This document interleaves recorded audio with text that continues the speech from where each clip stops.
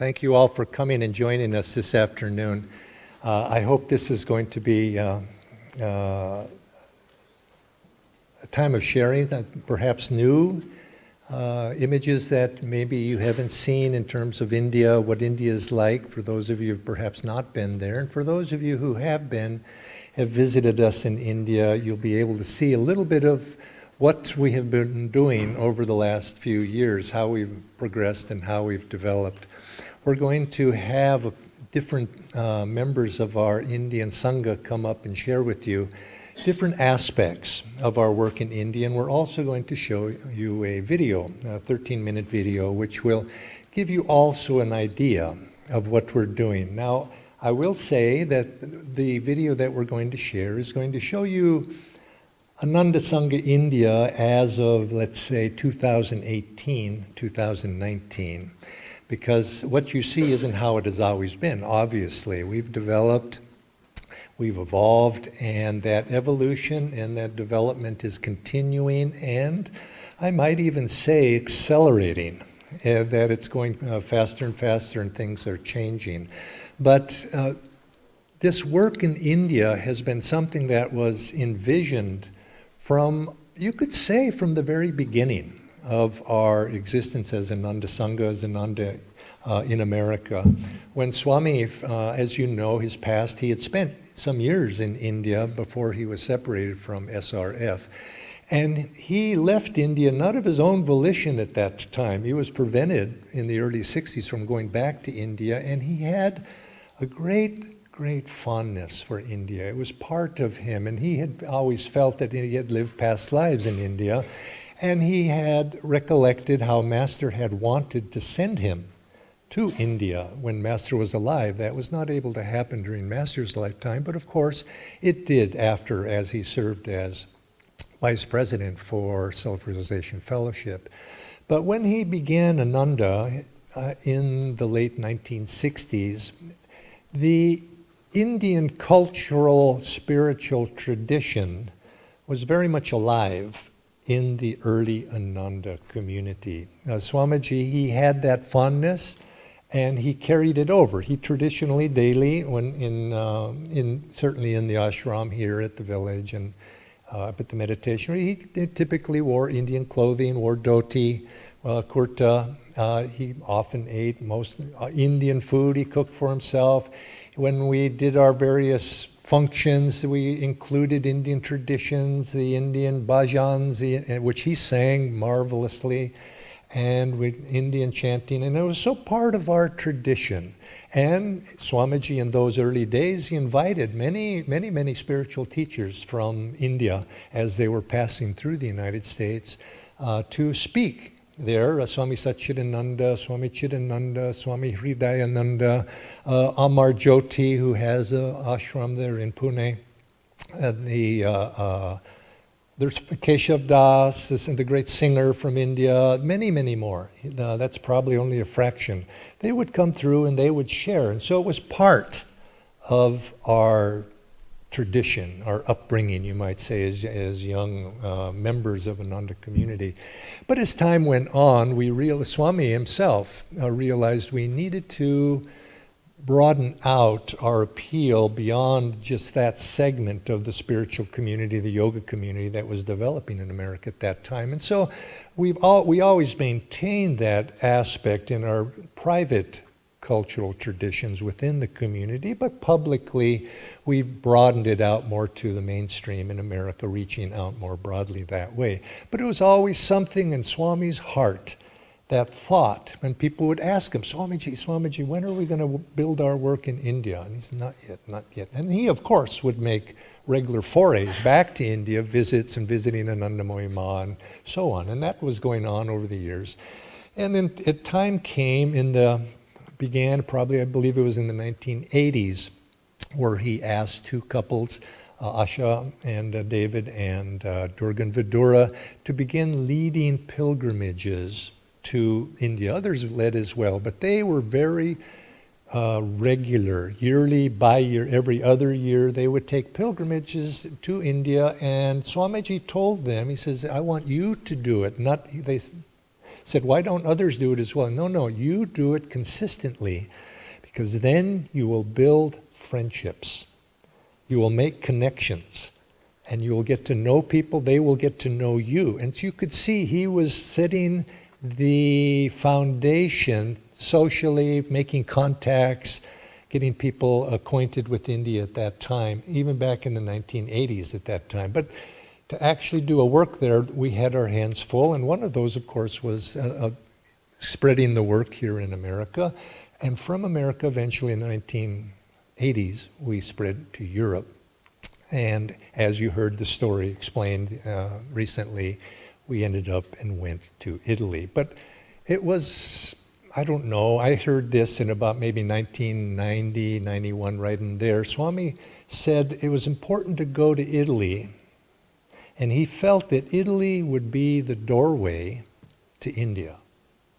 Rather than from America going to India, he felt we would go through Italy. Because if you know those cultures, there's a certain, Italy's kind of a halfway, you might say, in certain ways. Very devotional. India's very devotional. A little hectic in Italy. India's hectic. That's a nice way of saying it, isn't it? and you could see there was their heart cultures, and so we began the work in Italy. And of course, then you heard the story of how that spread. Then ultimately, we received that Swami felt divinely guided to take that message over to India. Now, we landed in India up in the NCR, which is National Capital Region, meaning Delhi and the environs around there. And I think that was significant because Swamiji had been trying to start a work in India when he was given the exit from SRF, and it was because of his attempts to start that work. You could say that chapter ended there, and when we went back, it was to restart it there. And he felt to start a work there at that time, it was important because being the national capital, that he felt was significant to be in the national capital and to represent Ananda from that platform. And so we began there. But now we have 4 centers in the national capital region of Delhi and its suburbs about it. And we've then expanded to other major metros. And it's been our intention, and certainly has been and continues to be intentions, that ultimately we'll have teaching centers in the major metros. We cannot go to every small city. I mean, obviously, huge population base there, but we have limited resources, but we'll probably, in the years to come, continue to fill out for the major metros. We're in most of them right now. And from there, then, we reach out in other ways, other mediums, to the rest of the country. But as something occurred to me as we were, and I tend to be involved in outreach and that sort of aspect of our work, and I was reminded by something that Dharmadas said today. When we look back and we look at Swami's life, and we look at Master's life, Master, take for example, the Avatar, he had a world mission. He reached, his perspective was on history itself, the coming history, and how the world itself, the changes it was going through. So he had the perspective that was vast. And so I can imagine him writing the autobiography of a yogi to reach that vast audience. But just recently, and I think of this, that came to me, I was reading some letters that he had written to devotees in those days in India. And they were very personal. You should do this and this and this in your daily life. Very detailed, little small things.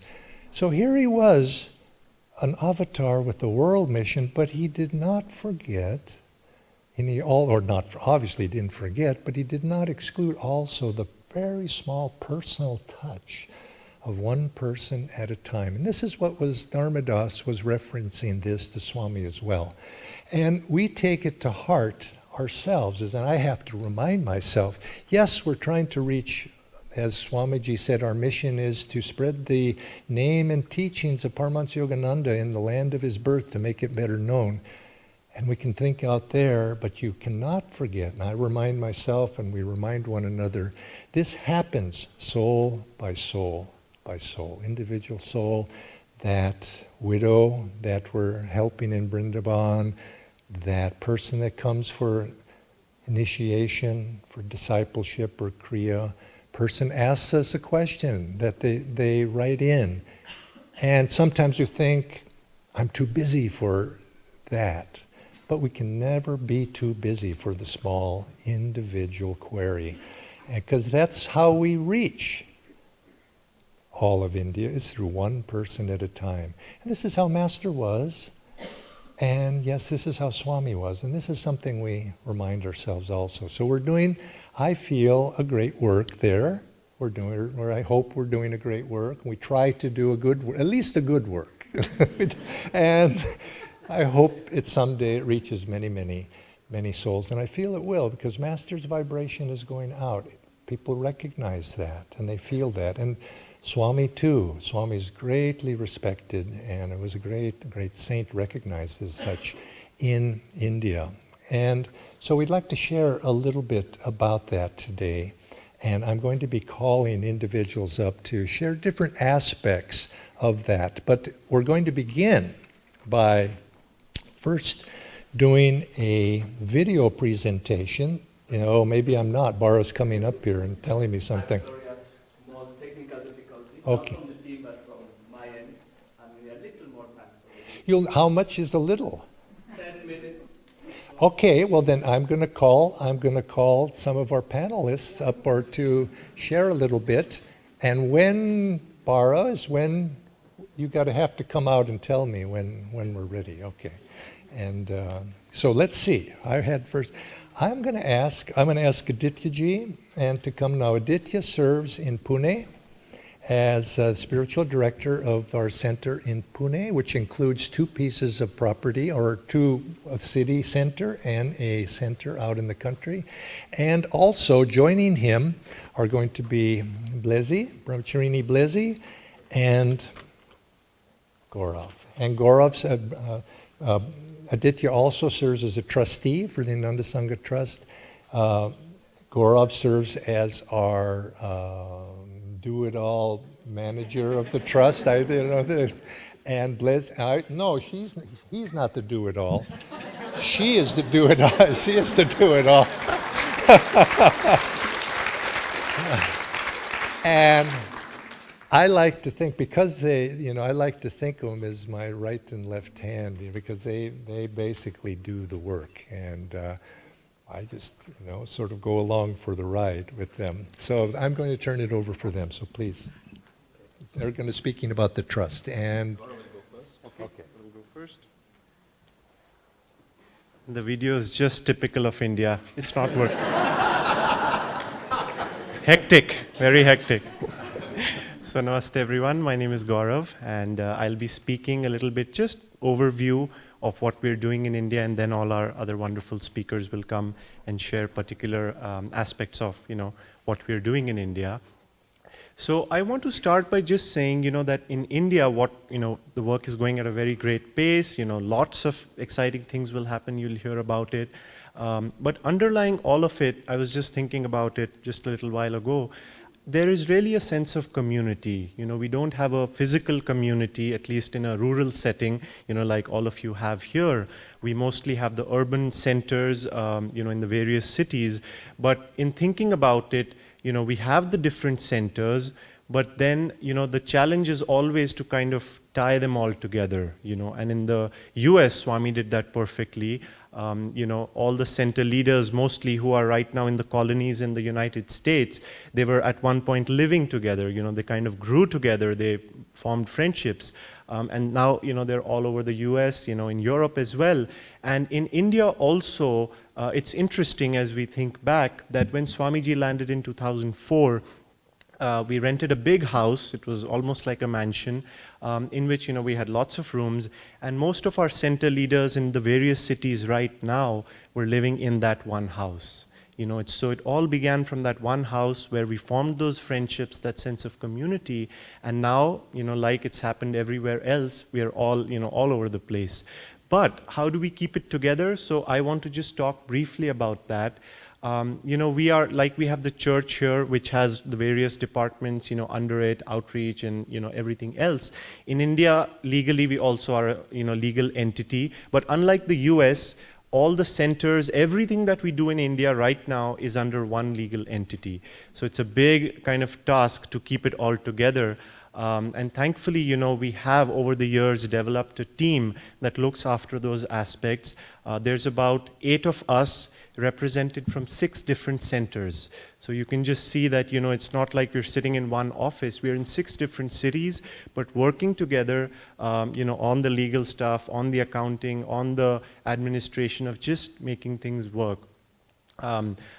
We also have an outreach team. Now, what this team does basically, and I think in one sense all of us who will be coming up today, we are part of that team, is that how do we share with people who are not in our centers? We have our centers in all the major metros, but how do we reach people beyond the centers? So I have this interesting statistic for you.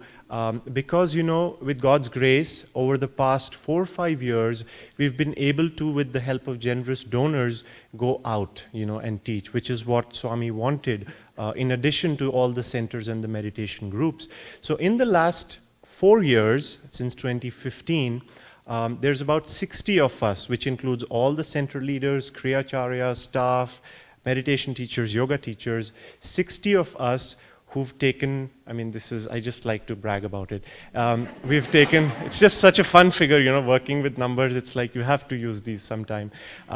So we've taken 450 flights across India, and we've covered 19 cities where we've gone and done outreach, So that's the scope. Only in the last 4 years, we've been there for 15 years, but just to see that it's just, picking up. Also, just to again show you how, in the video you'll soon see a map of India and where all the different centers are. And I'm seeing time here, so I'm going to close very soon. But, for example, Dharmaraj and Dharmini, they are our center leaders in Chennai, but they also travel around India to train our music ministry. Our publications is headed in Delhi, but devotees across India help in translating Swami's book into regional languages. We have people, Arivan and Ishani are there. They're moving to India. They will be serving in Delhi, but we'll be, again, having them travel around India, doing promotions, making videos.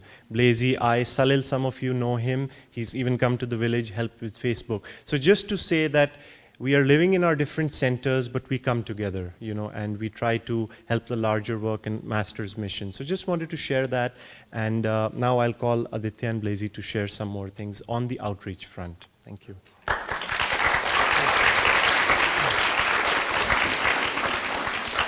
Thank you, Gaurav. Okay.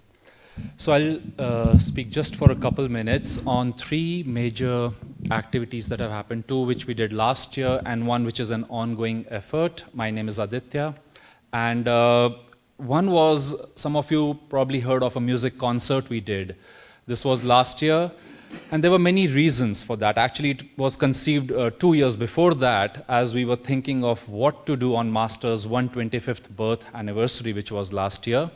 And as it happens, there was a very big team which was thinking about this. So the theme of concert came, and somebody said, let's do a fundraiser for Pune.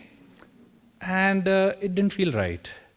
And he said, no, we have something, a great work happening in Brindavan, and it's slightly off the map. I said, let's do something for Brindavan. It's the widow welfare work. You'll see the video in the video. And he said, it associates very naturally for charitable work. So let's do a fundraising for that. Then Swamiji's book, Art as a Hidden Message, was still not available in India. And the performers who were coming for this concert are 2 of the most highly regarded musicians in India. So we got them both. One of them agreed to launch Swami's book. You'll see it in the video. The other launched Swamiji's art, which was the first formal art exhibition we've had of him. So then the concert began. We raised money. 0.8 million rupees was given to this beautiful charitable work. Many people have started also going from Pune to see the work because we had to speak about it in the beginning, to talk to corporates and all. We also, friends, through this exercise, and it was interesting, in his autobiography, Master gave 4 dedicated pages to Indian classical music. So one of my thoughts was I want to understand what is Indian classical music. So anyway, we did that exercise. Salil, who helps us with promotion, was able to learn new ways of advertising because we had raised plenty of money to do that kind of promotion. So that was one event. Then, starting this year, we had a promise which was unfulfilled for 2 years. When Blazy had last come to the US, the Be the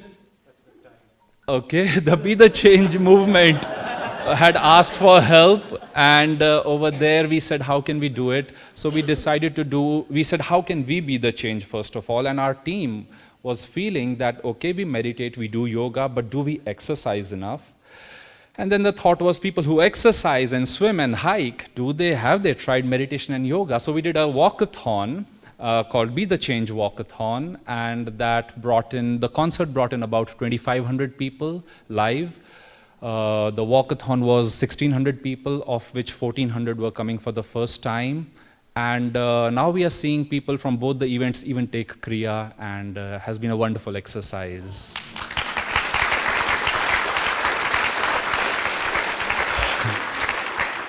The last minute, we also share in corporate circles, and Swamiji, as you know, wrote books, Art of Supportive Leadership and Material Success Through Yoga Principles. Again, totally by the Master's grace. We one day got a call from TMTC, Tata Management and Training Center. Now, training has been happening for over a decade, corporate training, but this time, they have forged a relationship which has now run into about 80 paid workshops over the last 3 years. And Tata is one of India's biggest corporate houses, known for dharmic principles. So anyway, with them, through the Indian Army, we've been sharing, and it has been our great honor. Teams have now formed in Delhi, Gurgaon, Mumbai, and Pune to do this, and we are soon going to start training other teams in other cities. Thank you, friends, and namaste. I'm Blazy, and I'll speak about Ananda Yoga as part of our outreach. And we talk of India as the birthplace of yoga, and we think we know yoga. And yes, we do know, but we do also need a refresher. And Ananda Yoga brings that refreshing vitality and depth to that ancient practice of Hatha Yoga, even in India. It's not uncommon that when you walk into a classroom, you will sometimes find students who are looking for a workout, a fitness routine. And on the other hand, you have people who want to be challenged. No matter what physical challenges they may face, they believe that yoga is about contorting your body into all kinds of postures. And so they're not happy with the simple postures. So no sooner than you say Vrikasan, they immediately go all in one breath. So it takes, but over a few classes, they begin to appreciate the importance, the value of pauses, they integrate the affirmations better, and more importantly, they learn to use the breath and infusing that flow of energy into their body, mind, and spirit. Now, it was Swami Tushti who sowed the seeds of Ananda Yoga in India. Jaydev also offered classes in teacher training, and Lata was one of those earlier students. Lata leads the Ananda Yoga School in India. But Swami Tushti, she started yoga teacher training classes, and Bara here and Aditya ji, they are some of our earlier students. We had to share the teachings, and the first step was to have teachers. And from there, about 3 years ago, we started the Ananda Yoga School of India. And from here on, the progress has been rapid and very steady. We have a total of 78 internationally certified yoga teachers in the national capital region of Delhi and Noida, and in Mumbai and Pune. And many of these teachers are very active in their centers, offering sadhana through the week, morning and evening sadhana, special workshops. We offer teacher training in basic asanas, advanced pranayams, chair yoga, restorative. Last year, we introduced antenatal yoga. So it's been flourishing, and it's been a great wave of energy. On the International Day of Yoga, we reached over 700 people across the army, government institutions, corporates, fitness studios, yoga studios, colleges. And it's a wonderful expression in India right now.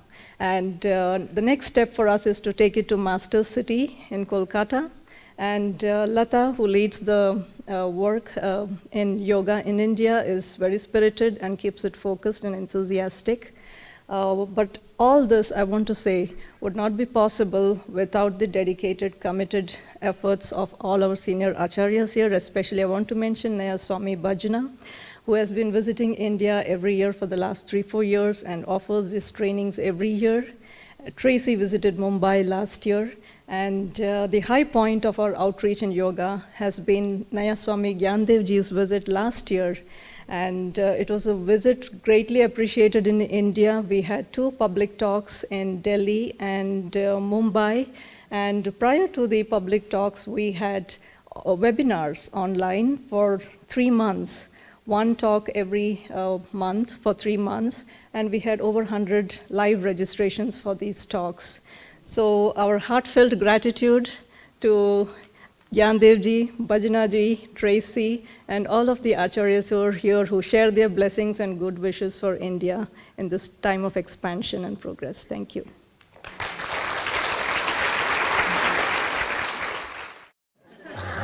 We're now going to, I think we could probably leave it down there. We're going to have video now. We're ready to roll. So if Bara would, we could turn the lights down, and Bara can begin. Yeah, that's not bad.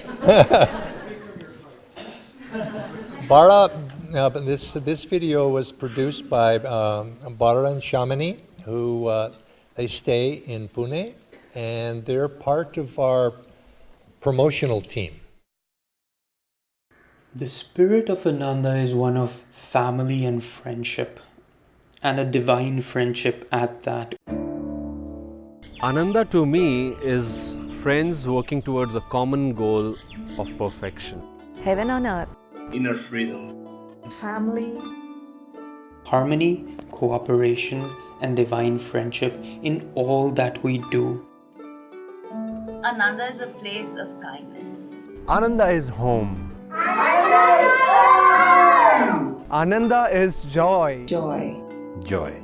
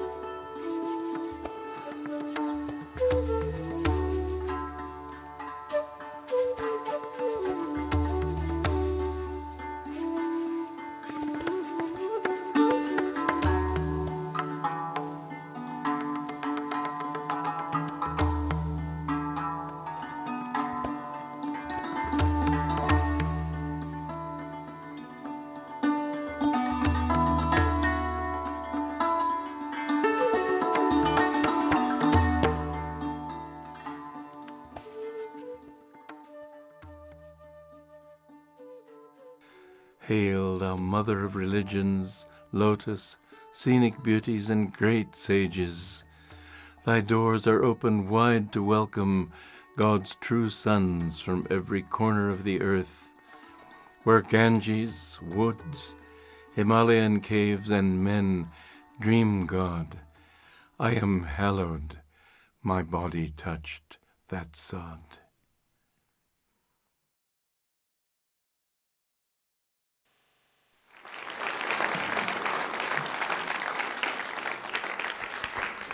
Namaskaram. My name is Dharmini from Ananda, Chennai, and Dharmarajan and myself and Prasanna are going to be speaking about the centers. And I just have to say, after watching that video, you can just breathe.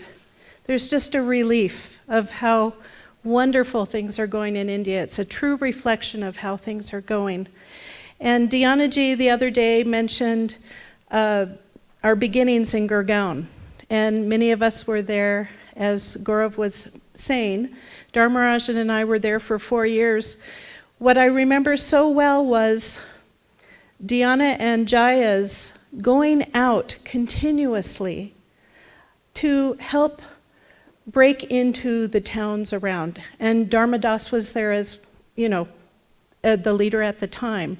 But that team of people going through, plus help, always training people, going to these cities, that's the only reason why we now have centers in all of these cities, because of their tremendous guidance and help. When we were starting Ananda Chennai, they came very often and gave advice, we could ask anything we want anytime. That type of leadership, which I feel is passed down from Jyotishji and Deviji, it's open. It listens to others, it works. And that is also why Ananda India feels like such a wonderful thing. They also have pushed us.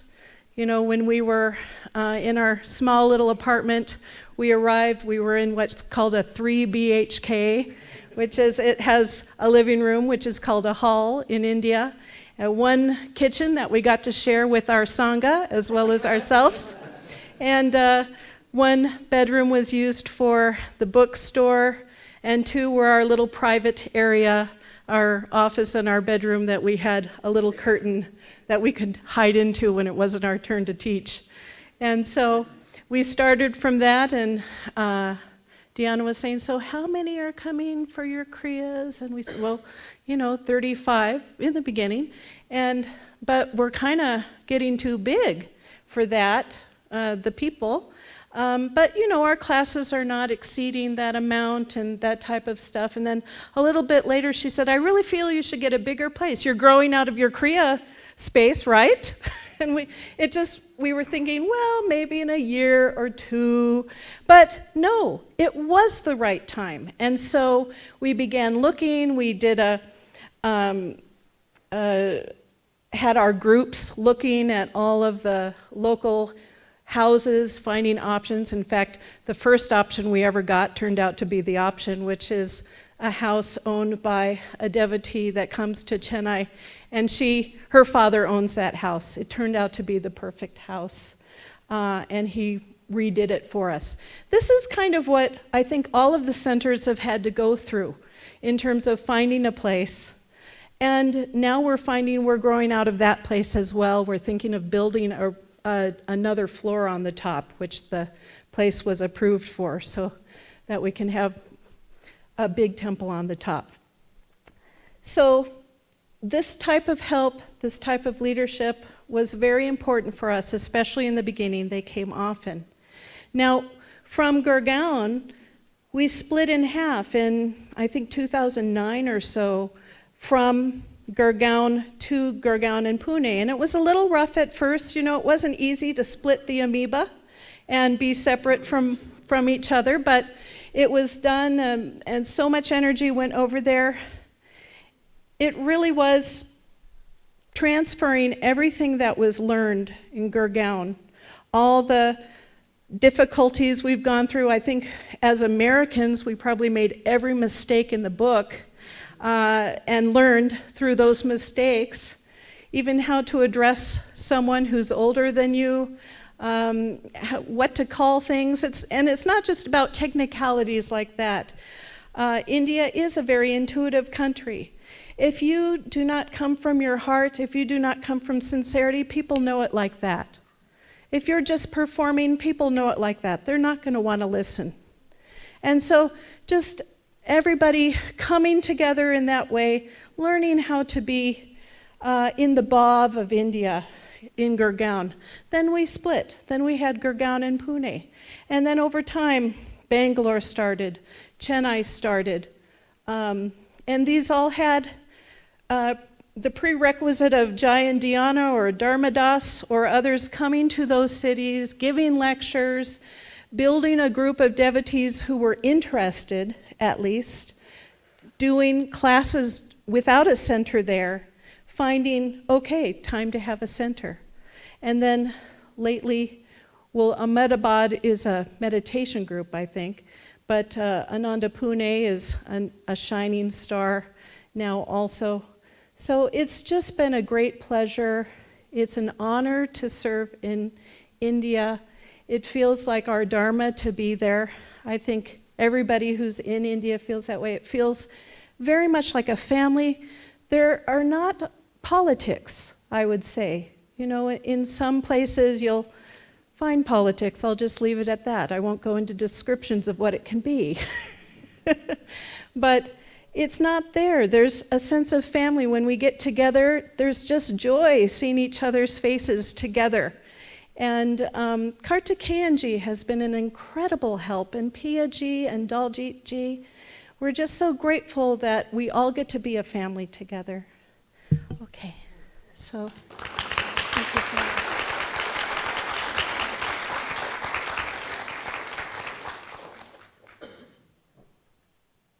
Namaste. I'm Prasanna. I was asked to talk about how many people now are flocking to the centers to serve full time there. And I think I should talk about why first. When I joined Ananda, I was already, I had read the autobiography 16 years ago, and for 10 years, no less, was trying to figure out these teachings on my own, just trying to read them from a book, and it did not work. And a very dear friend of mine who had joined Ananda a few months before me decided to rescue me from my predicament. So he had met Dharmarajan and Dharminiji, and Jyotish and Deviji were coming. So he said, come to the public talk. I have been here, this is a great group, this is wonderful. So I came in, and after the talk, he said, come on, let's go meet Jyotish and Deviji. I said, you said they are the worldwide directors, so we get to meet them just like that? Because I've been in ashrams all across India, and it never happens that way. You have to wind your way through the ashram bureaucracy to finally get a glimpse of the leaders. But this, I just walked over and he introduced me, and Jyotish and Devi said, oh, you are Prasanna, we are so glad to meet you. And I said, really? Again, this is all new. And my friend just patted me on the shoulder and said, you'll get used to it. So I just remembered Master in one of his talks said, I didn't think such a fellow feeling was even possible. That's how I felt. I didn't think such a large family would be waiting to invite. That inclusiveness, that wonderful culture that was already present when I came was so beautiful that I immediately felt I want to be a part of this family. That is why people come. Because as Shivanji was saying, Seva is joy. And why is it joy? Because it helps us, as Swamiji often says, to forget ourselves. And I wanted to share this same fellow feeling that I felt from Jyotish and Deviji that day, that they welcomed me so wonderfully into the fold, to all who come through the door. When they come in, they don't want to hear what are the courses, what are the fees, what are the things. No, they want to see a smiling face that I saw. So that was what the first teaching was, to present to them a smiling face, welcoming them with open arms and saying, come and see what we have to offer, and which is our hearts. That is what Swamiji offered us. And he modeled two things. One was the perfect discipleship that he had with Master. The other was the divine friendship that he gave to all. And this is what makes us enthusiastic to serve at Ananda. We want to be the models of the perfect discipleship that he offered and the model of the perfect friendship that he offered to all. Because I come from a corporate environment, and the time is going on, I'll finish soon. And there, they called the systems and computers as assets and the people as resources. It bugged me to no end. When I came to Ananda, people are more important than things, Swamiji's motto. So that is what attracts all the people, and people are coming, so many are coming now to serve part-time at the centers, full-time at the centers, and it is such a joy to serve with all the leaders of the centers, to serve in so many ways, from watering the gardens to helping with the classes. So there's such an opportunity coming up in India for all people to include themselves in any way possible in all of the centers, and infinite opportunities abound. So I'm so happy to be part of this.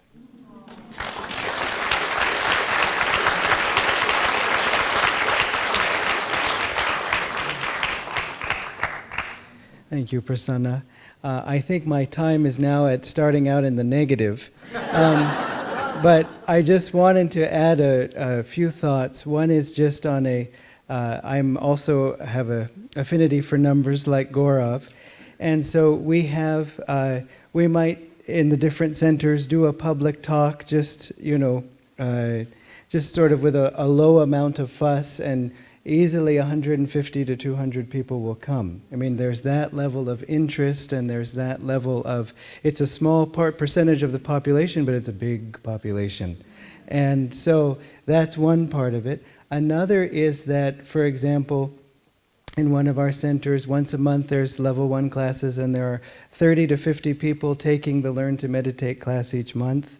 And that, of course, filters through the other classes into Kriya initiation. There may be anywhere from 7 to, I think there's been as many as 35 new Kriya bonds in a given initiation. And again, this is sometimes when the previous initiation was 2 months ago. So there's a large numbers compared to what we're used to in America. But on the other hand, Master's family members come one at a time. Just like Jayaji was saying, one soul comes and gives their life to this work, and then the work expands, just as you've seen all these great souls here today. Also, I know it's obvious, but just to say it out loud, it isn't as if we are learning how to present Master's teachings to people in a new country to help them understand to join this work. It is rather that we are just visiting a new country, discovering Master's children who were already there waiting, saying, "What took you so long to get here?" And then to scoop them up and, as Prasanna said, join the family. And that's how it is everywhere. One way you can tell is the instant affinity so many have had in coming here and meeting one another. Just feeling that connection, even across a language barrier. Just knowing, I know you from a past life, I know you from this life, because our souls are together as children of our one Father. So, thank you.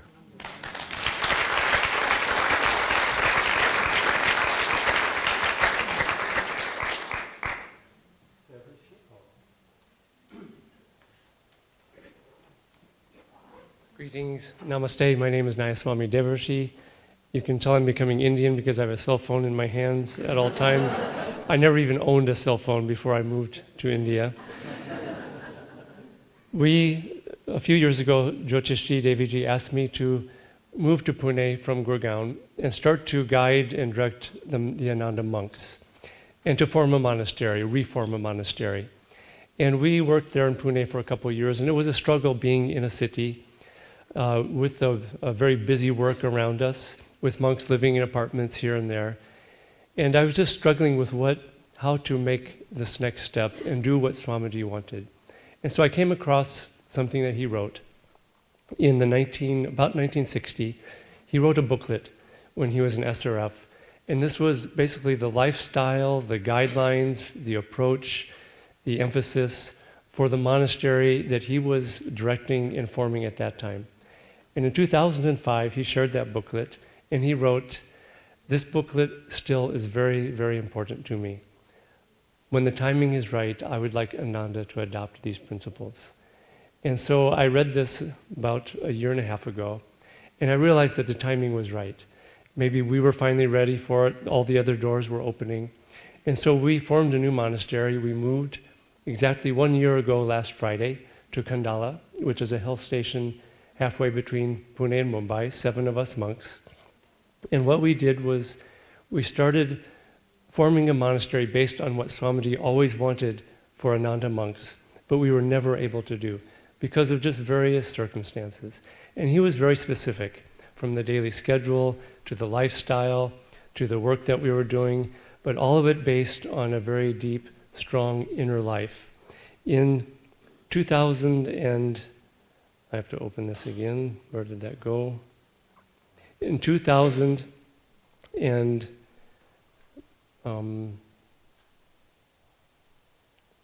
sorry, I'm still trying to become Indian and use a cell phone. He wanted Ananda monasteries to be focused on an inner life, which we never had really the full possibility. And this is what he wrote. He said in 1950s, he wrote a letter to his fellow monks and nuns. And he wrote, "Centuries ago, St. John of the Cross said words to the effect that one act of divine love, that love which is the fruit of deep meditation, is of greater value to the Church than the combined activities of dedicated but unmeditative monks, priests, and nuns. Ah, my brothers and sisters, would it not be wonderful if more of us were on fire with love for God? How many weep for the Divine Mother as Master wept when he was a boy? Our greatest work in life should be to express that divine yearning, that love." This is what he wrote to his brother and sister monks and nuns. Now, if it just ended there, there's more. Our leaders would probably be concerned that these monks are just wandering around in bliss all the time and not getting anything done. But then he adds, I'm trying to reassure Jayaji here.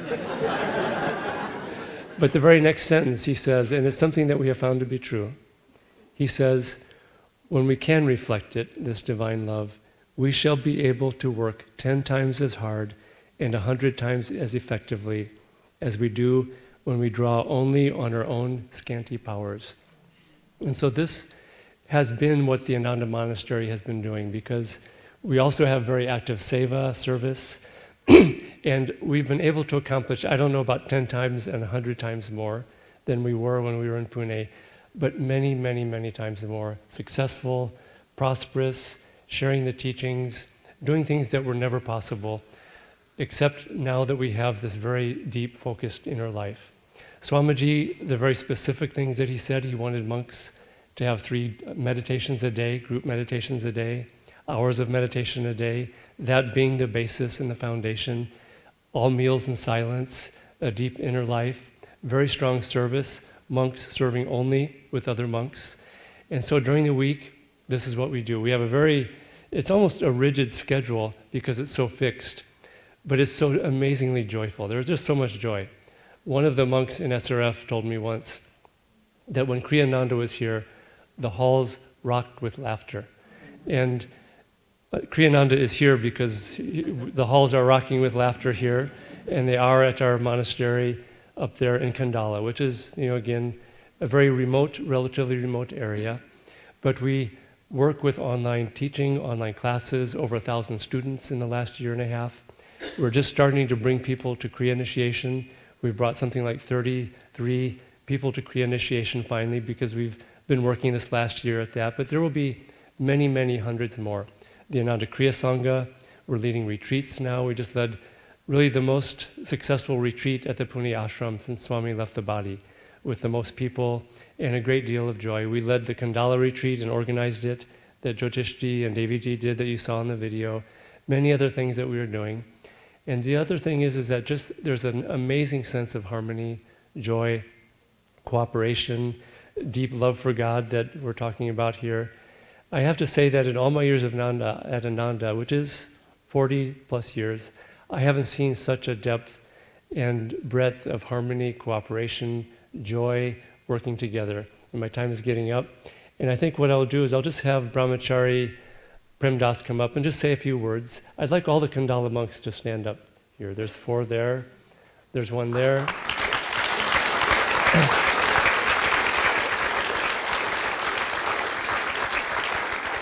One more is at our booth down at the Ananda World Market, where we are raising money, selling products to bring all these monks over here. And it's been very successful, thanks to all of your generosity and help. And I'll just have Premdas come and just say a few words.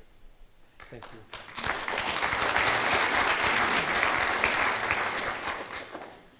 Hello, namaste. So yesterday I heard one of the acharyas saying this statement: when you want something in the universe and it's not there, then the universe provides it. I think that's what happened here. All the three of the new monks, and when everybody was there, we had that intense desire for that sort of life and to serve. So I think that's a gift from all the masters to us. And I think it's just a starting place and it'll be growing further. Now, little flashback. So I came from Bangalore, and there I had taken Kriya Yoga, Kriya initiation, and I thought now that I've taken the Kriya technique and I've got the key and we have a jet route. But then at the end of the initiation, they said, now there's something called Kriya Yoga lifestyle. I could not put my own finger on it.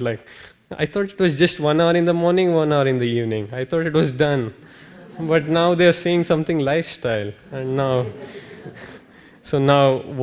I'm really glad and blessed so that I'm there at the monastery, that I'm getting more clarity and I'm able to live that lifestyle. Yeah, thanks to the masters again. Okay, thank you.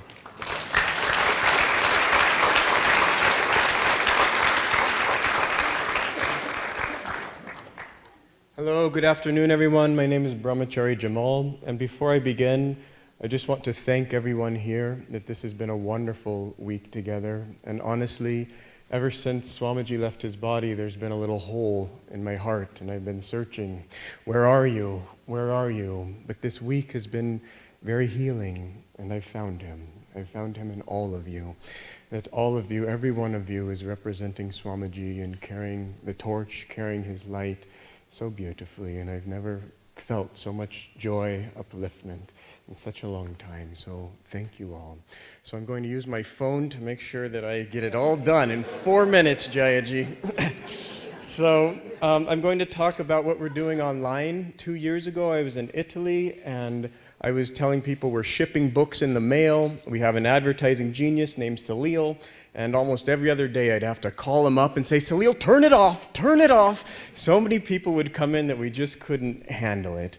And we've graduated from shipping books in the mail. Now we have people coming online. Many people here have filmed wonderful videos, and people watch the videos. But these days now, I call Dhyanaji, because so many people come in that actually this 1,000 that we've had, it's actually been since we moved to Khandala, about a year. We've had 1,000 students sign up. So you can think how many students sign up every week. And we need a teacher. Every time 20, 25 students sign up, we need another teacher. So I called Dhyanaji and I say, we need another teacher. And she's trained all of these wonderful teachers all over India, done many meditation teacher training classes. And so we just plug them into this system online, and they guide these students through. And it's really, really working well. We've collected about 18,000 names of people who are interested. Not all of them have signed up yet, the 1,000 names, but we've connected here with Ananda Village, and they're using something called Salesforce, which is a database. We're using that as well. We just had a wonderful meeting with Ananda Europa, with Ananda here at the village, with Russia, and we're all seeing how we can collaborate together to make this even bigger. I definitely believe that there's 18,000 names in this little database that we have, that we can have 1 million, let's say in 10 years. I know that we can.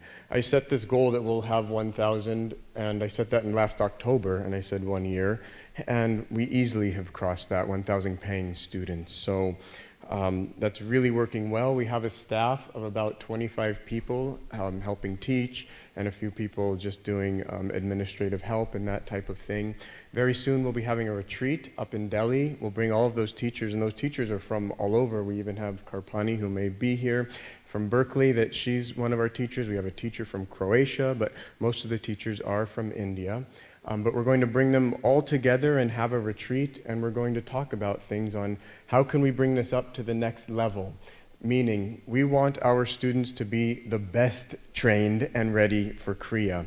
For example, we're hoping that the teachers can ask the students to send a video of themselves energizing. Just they can record themselves, and then the teacher will look at it and say, oh, this little thing needs correcting, this thing looks correcting. That really, by having examinations and having this interaction between the students and teachers, and we're just at the beginning of it, with the ability to have video information go back and forth between the teachers and the students, that we really feel that we can do something wonderful, something bigger than has ever been done before. You know, when I first came into this, I thought that, well, it really needs to be in person. That what about the magnetism and the eyes and the touch?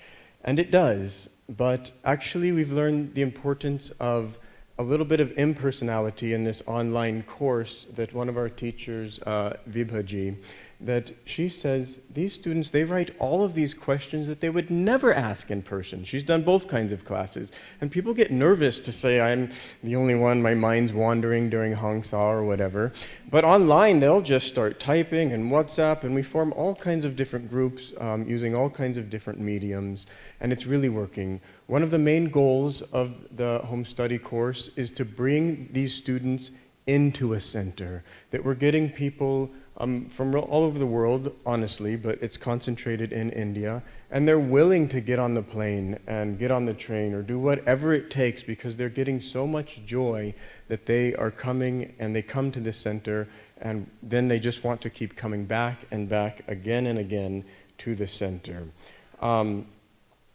Just a couple more things I want to say, that we also have the monks. We manage the home study course, which is teaching all the classes required to get to Kriya, but we also have the Ananda India online, and Bara and Shamani are heading that up, and they're doing all kinds of courses, like Jayaji's done a magnetism course, we saw another one up there talking about willpower, many different courses, and we're starting to come together also, and as we all come together teaching all of these different teachings of Master, but the person who takes Kriya, well, now what does he do? If he lives really far away, hopefully he can come visit as much as possible, but he needs all of these different classes that we're offering online in that way. And again, that entire database, once they've gone through as many classes as they want, maybe one day they're interested in meditation, and we bring them over to this side. And the more we just keep cooperating like this, the bigger and bigger this is going to get. And the more we cooperate like this worldwide, this is going to be huge. I really believe that we can reach 1 million people easily. I wasn't going to say this story, but I'll wrap up here quickly. I went home to my earthly family, and my father's just always, what is my son doing with his life? He's just never understood. So I thought this time I'm going to go home and show Dad we're running a successful business, and just present it like that, and he'd be like, oh, great, I get it. So I go home and I say, Dad, we've got this business going, we're teaching people meditation online, and he said, I'm taking on my meditation course. And I said, you? What? And just that made me think, this is for the world. That the entire world needs what we have, that they want it.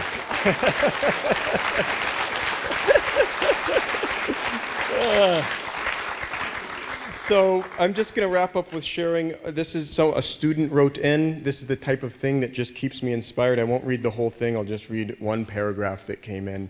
And she wrote, I can hardly wait. She just graduated from level 2 or something like that. I can hardly wait for the next step, which I am hoping will start very soon. I will continue with my meditation practice and my energization exercises because I truly enjoy doing them. It's the most significant thing I have ever done in all my life. So she wrote with humble gratitude. I say with humble gratitude, thank you. I'll invite up Vineet. He'll talk about the next step, which is inspiring a lifetime. 2 minutes. 1.5.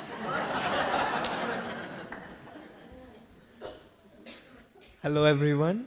My name is Brahmachari Vineet, and following the footsteps of those who have gone before me, phone.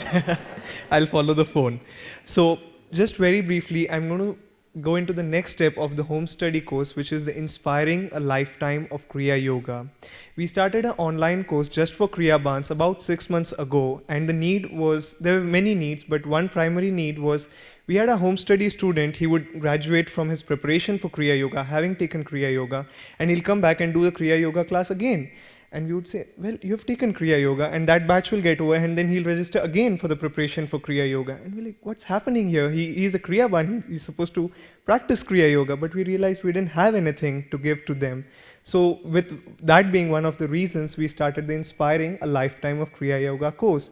And just statistics, because that can be very quick, we have about 320 Kriya Bans on the Inspiring a Lifetime of Kriya Yoga course. And there are times, and we have had some meditations, every Tuesday evening we have meditations, and we have had sometimes more than 100 people, 100 Kriya Bans meditating live on the Kriya Ban course. And how was this possible? Which all the leaders and all our friends have shared over here.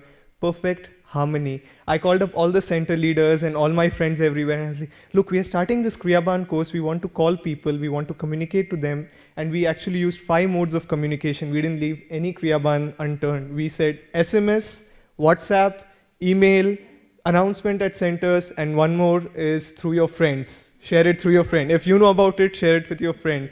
And any center leader, whomever I called, and I would tell, we would like to communicate this, and there was no for that. There were only 2 options. Either we will do the calling or you will do the calling. That was it. So it was either going to be that we will help you with the calling, or they were just going to do the calling. And we had 320 Kriya Bans. And I'm running out of time already, but other things which we do is the Kriya Ban retreats, which Devashiji shared about. And I think I'm done. There are a lot of things I can share with, but just at the monastery doing these online courses, we think that, oh, it's only 6 monks and how busy can one be? Our morning meetings sometimes start with, and this is what I'm going to end with, we discuss that, oh, there are 6 people. How much is 6 permutations? How much permutations can you have with 6 people? We basically decide a whole day. The first half of the day we are going to meet, these 3 people are going to meet, Jamal, Vineet and Devashri. And then we are going to add Premdas to that meeting. And then Premdas removes and Jamal removes and Devashri and Vineet are going to have the meeting. And basically we try to do every possible permutation and combination to keep the course running, to keep the Kriya Sangha running, and to keep everyone inspired. Thank you.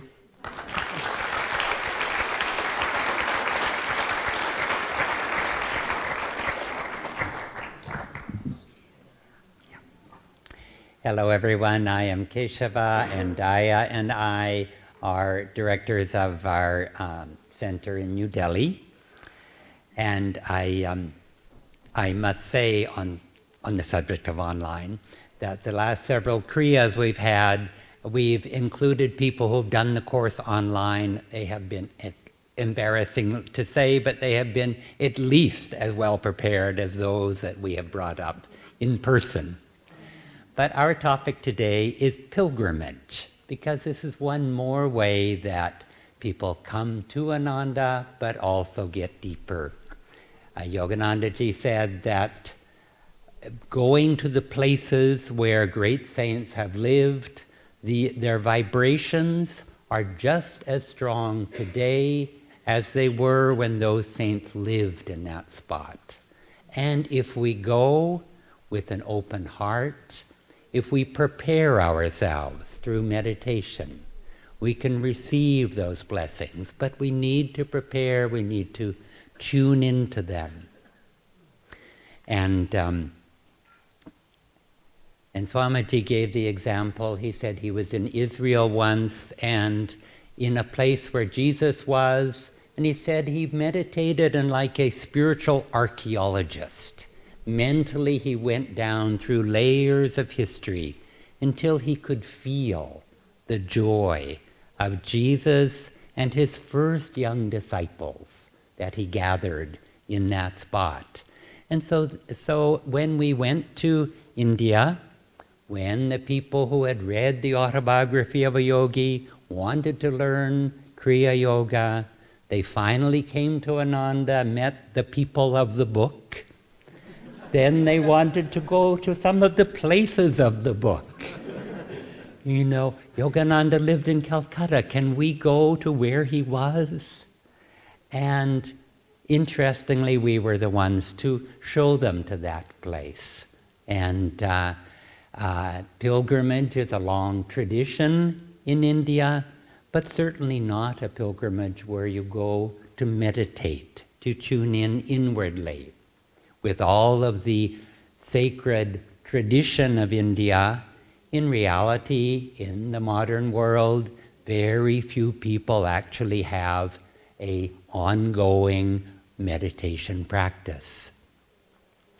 And we first started going to many of the places of our gurus, every feasible place we could find there where we could meditate as a group, where our gurus live, anything that they did. And then we expanded. People wanted to go on more trips. And so we started seeking any place of spiritual power that was tangible, where we could meditate as a group and go deep.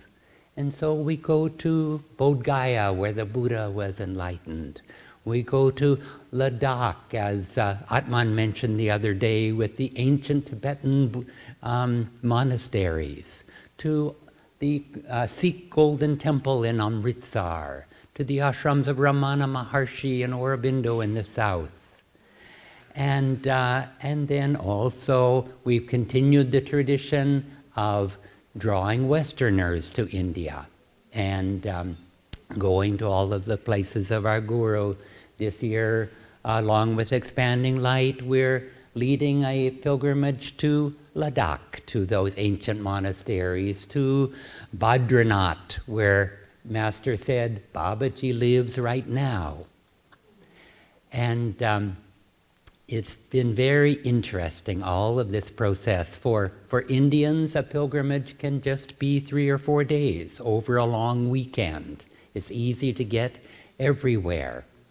And one of the things that it's meant for them is to be able to go as a group, to be able to meditate as a group. It's been so much more powerful than people have told us, oh, I've gone to this place before on my own or with my family, but it was never like this. I never had this kind of an experience. And so many people, some of the pilgrimages are physically challenging. When we go to the cave where Lahiri Mahashaya received Kriya initiation from Babaji for the first time, it's quite a hike going up. And people in their 80s would write to us, people with physical challenges. We'd explain very patiently. We'd send them a video of just what the trail looked like. And they said, I don't care. It doesn't matter if I get to the top or not. Babaji is calling me. I have to come. One elderly man, his knees were shattered. And he said, all the way up to the top, he chanted, Om Babaji, Om Babaji. He never expected to get to the top at all, and we allow people a long time. He was in the first group at the top. And let me have Daya share another aspect of the pilgrimages, and then I'll finish with a thought too. You go ahead. So I think one of the most important parts of leading pilgrimages in India is that Indians get a chance to get away from their daily lives and experience community. We don't have a physical community in New Delhi, National Capital Region.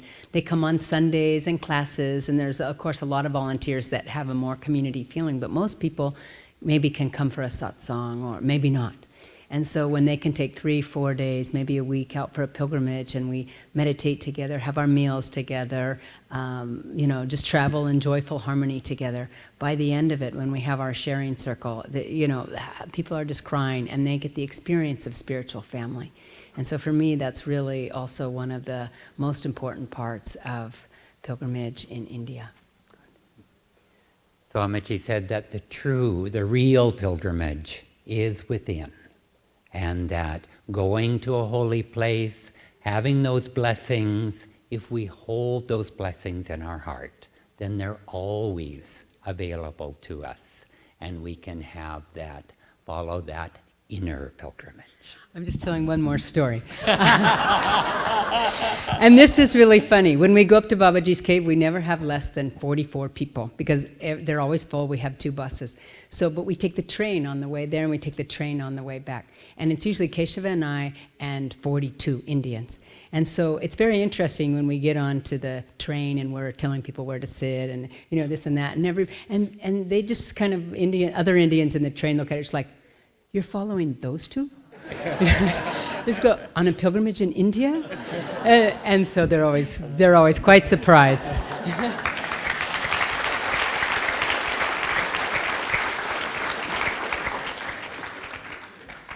Good evening. I'm Hari.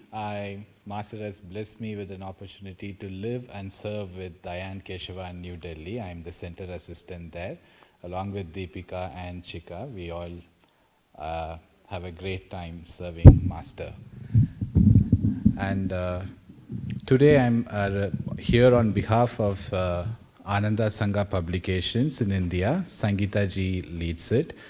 And we all know how the importance of Swamiji's book, how inspiring they are. And he has covered every aspects of life, education or astrology, relationship, business, everything. So I'm not going to go into that, except that Ananda Sangha India, Ananda Publications India has an additional responsibility.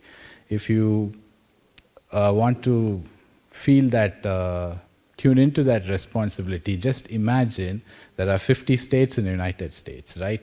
So assume that every state speaks, they have their own language. Somebody from Seattle cannot talk with somebody from Texas because they have different languages, how it would be. So similarly in India, we have a lot of languages. There are 122 spoken languages and 29 official languages. So it is our responsibility to reach out to all the people, non-English speaking people, and even the people who can read and write English. When they like to contemplate on spiritual subjects, they think in their mother tongue. So it's important that we give Swami's writings in their mother tongue. So I'd like to share with you how far we have reached in that. Autobiography of a Yogi now is available in Hindi, Punjabi, Marathi and Kannada. Lessons in meditation is also available in Hindi, Tamil, Marathi and Gujarati. Tamil is there. Yeah, Tamil is there. I read it. What is your mother tongue? Tamil. Yeah. And Handbook of Discipleship, again Hindi and Tamil. And Essence of Bhagavad Gita, Conversations with Yogananda, New Path, Biography of Yogananda, and Demystifying Patanjali have all been translated into Hindi. And currently, Affirmations for Self-Healing is also available in Hindi and Tamil. Gujarati and Marathi languages are in progress. And the recent milestone for the Ananda India publications is releasing Autobiography of Yogi in Braille. When Sangeeta ji announced this project to me, I asked her, why do that? I mean, we have audiobooks. Swamiji has read it out. And people who are visually challenged can hear Swami's voice and can go through the book. She turned to me and said, because the book has Master's vibrations. What are you asking? And when the book was printed and it was released, there were all these projects which I just read out to you. Like if there is a work happening in Tamil, then Ananda Chennai, Dharmarajan and Dharmini, they encourage their people in their center to edit, tune into Master, tune into Swamiji, and translate. And it's called verbatim translation, word to word, not flat translation. We shouldn't lose that inspiration. The translation shouldn't lose the inspiration. And when the books in Braille was released, Dhyanaji was there to chant Om, and she touched one book and she said, I'm not able to move away from that book. This book is so dear. And she could feel the vibration, and then I could relate to the fact why the Braille books are needed. So, thank you.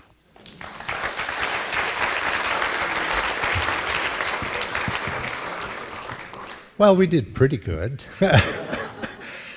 I would like to ask Pia also very dearly, just a few words, just a few words. No, yes, I'm going to ask her to come up.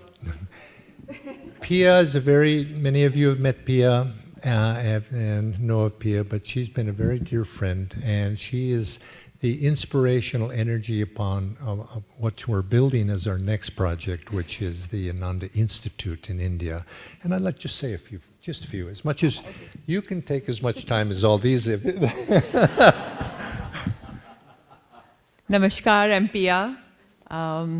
First, I want to say it would not be an Indian satsang if we were running on time. So honestly, and if there were not so many people speaking. I think all of you know India is the biggest democracy in the world, and I think we are proof of that today. So please let it not come as a shock. Secondly, I know we are very short on time, and Dhyana ji has told me I speak too much. I talk too much.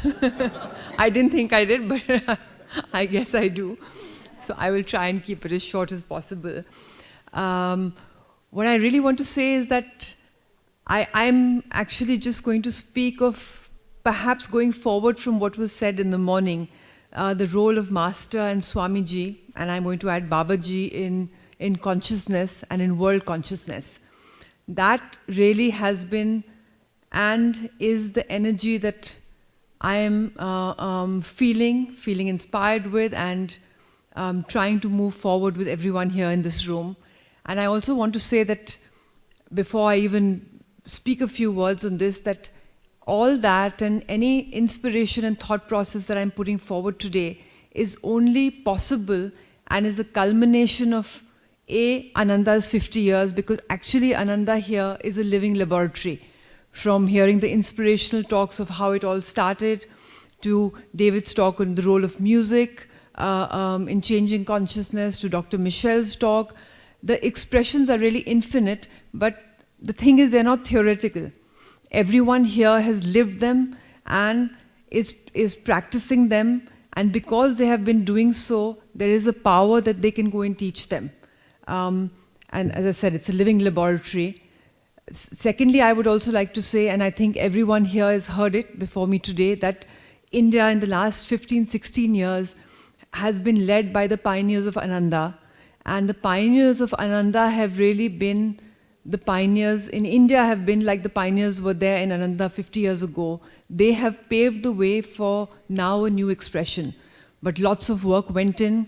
They had many constraints. It was difficult to open centers. They traveled around. I mean, they put in huge amounts of energy and work. Dhyana ji, Jaya ji, Dharmaraj and Nirmala at an earlier time, Swamiji himself, all of you here. Without that, it would not have been possible. But I think given all that, we are at a certain point today where we can take these teachings out to a larger audience. And that is in keeping with what was Babaji's mission. Babaji's mission was to change world consciousness and to change mass consciousness by uniting East and West. And if we stay true to that, there is so much in the world, so many in the world that can be touched by these teachings, and again touched in a way and form that they can relate to. And that, I think, is the work that needs to be done. And why India? I'll say the reason for why this is being done in India, or is being thought through in India, is because what Dharmarajan summed up so well yesterday, actually. He said that everyone in India meditates, knows yoga, or thinks they know yoga. You know, it's all sort of part of our DNA and our language, even though we may not know it. But the thing is, they all want to be taught how to do it properly. They are receptive, they are open, in a way perhaps the West may not be, but they want the technique and they want the instruction. So it's ripe for that in a certain sense.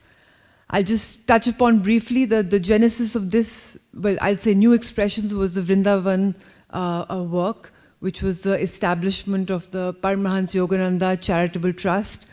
I won't go into it in detail, except to say that It started small, but it's a reasonable size work today. We have about 120 widows in 4 care homes that we look after.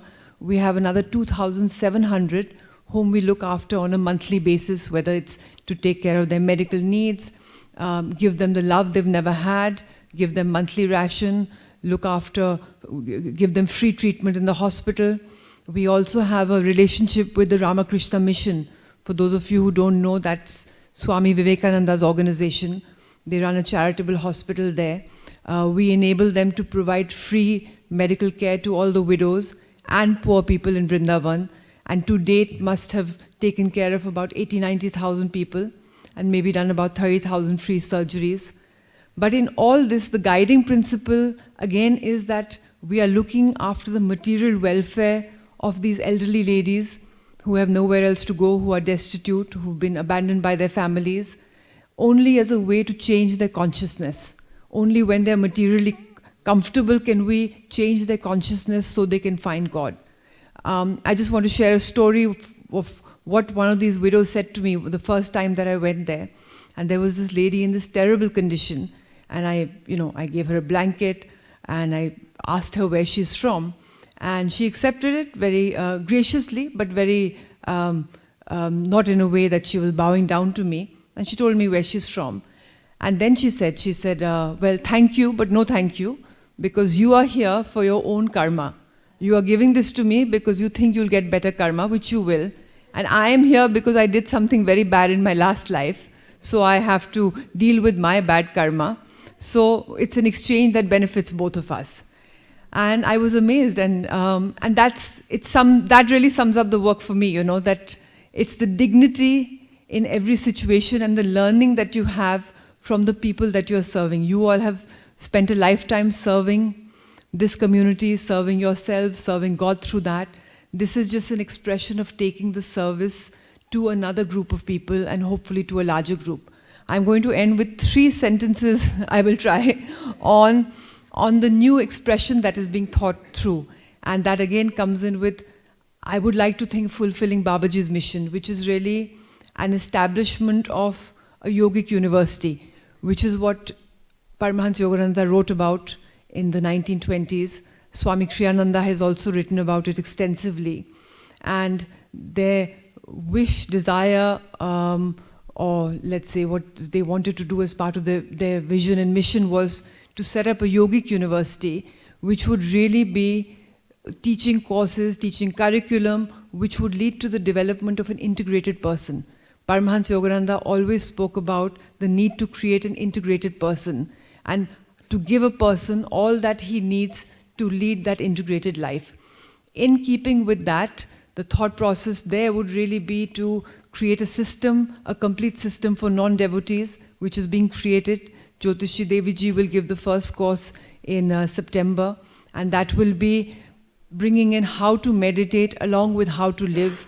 And there the Gita will be used as a manual for how to live, which is what Master did, Paramahansa Yogananda did in his explanation of the Gita. Jyotishi Devi Ji have taken it further and developed a system of 9 Navratnas, which show the Gita as a linear progression and a way of living. Going beyond that, this system or the courses the Institute will offer will be for all walks of society. So I really hope, and I was very inspired by the talks yesterday, that we can have courses on how to change consciousness through music, through art. We will be working with colleges in India to embed a curriculum there for credit, like Yale University has happiness course based on our principles. We are now looking at working with a few schools in India where we will try and take the EFL curriculum. We will also try and, through this institute, create courses for all levels of society, whether it's for housewives, whether it's for leaders. Taking into account what was said in the morning again, was really how do you change society? How do you transform the world? Not through politics, not through government, not through institutions, but through people. So can we take our principles and can we then go to the village level in India, the village leaders, can we go to the government level in India, and individual by individual, soul by soul, impart to them what it takes to become a better human being so they can make the world a better place. So I know I've taken up lots of time and I've gone from the astral to the casual, and I hope it's not flights of fancy. And the only reason it won't be flights of fancy, I again want to end by saying what Jyotishi said in the morning, that diversity is an enemy. United, we will take our master's teachings forward in the way they need to be. And united means India and America and Italy and all over the world, we need to come together. India is just a place where perhaps people will be more receptive to this, but what will power it is all of you who have lived it for 50 years. And I really hope in the next phase we will see that happening. Namaskar. Thank you.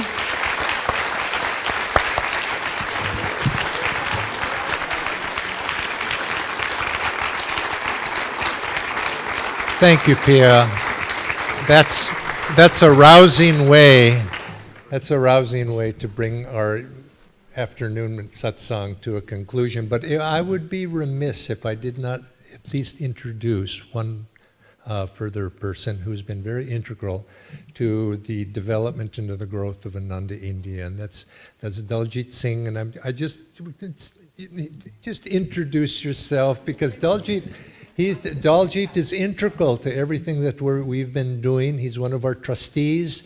He was started out, I believe, just as a neighbor of Swami when we first went to Gurgaon, and he's one of our teachers, and in all aspects of what we do organizationally in India, Daljit is there somewhere maintaining a steady hand to keep us on course. So Daljit, please, just a few words. So, thank you very much. First of all, it's an honor to be here amongst all of you, amongst my brothers and sisters. I've been coming here for many years, and it never fails to exceed expectations. So thank you for that. And I think the 50th anniversary is a perfect backdrop for us to rethink the way Ananda India is actually going to develop. Giorgi was very, he mentioned the word hectic in connection with Italy and India. I think what he really wanted to say was chaotic, So we do grow up in such an environment, but I think we are masters at managing chaos, actually, in some ways. And if there's no chaos, life would be very different. And I was just thinking, well, you said that if the USA had 3.6 billion people on its soil, it would feel like India.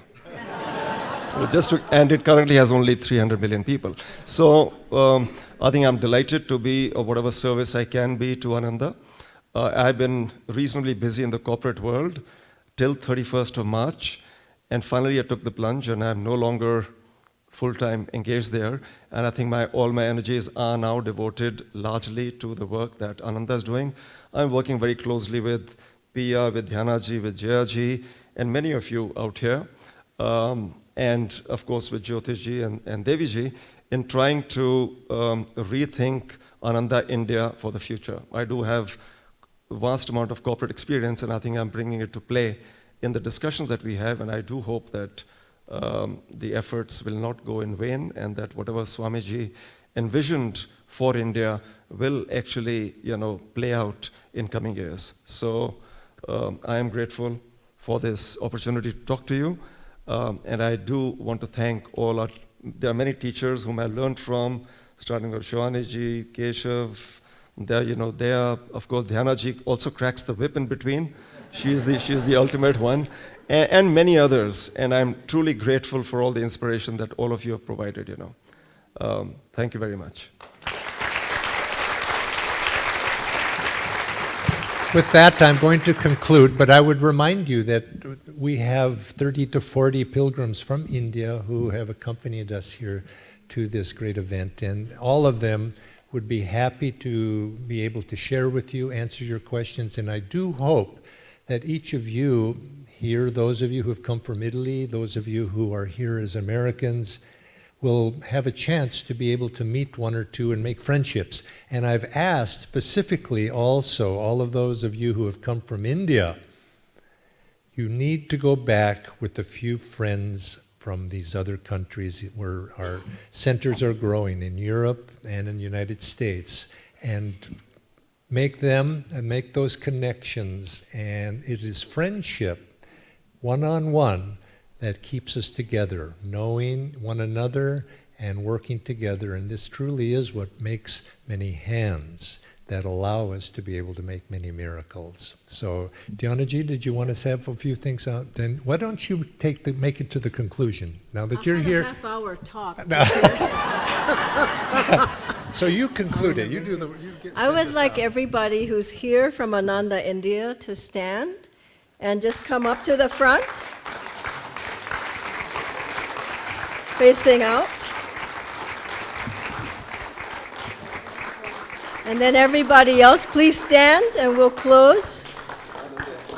Yeah, please just face out and let's just visualize Master's blessings through Ananda worldwide, flowing into Ananda India, all the centers, all the areas of activity that we've heard about today, that Master's and Babaji's will and Swamiji's guidance be with us in every area. Jyotishan Deviji's guidance and help, let it be there to continue this great work of Ananda India. Let's rub our hands together. And please, everyone out in the audience, send your blessings through these souls in front to Ananda India's work.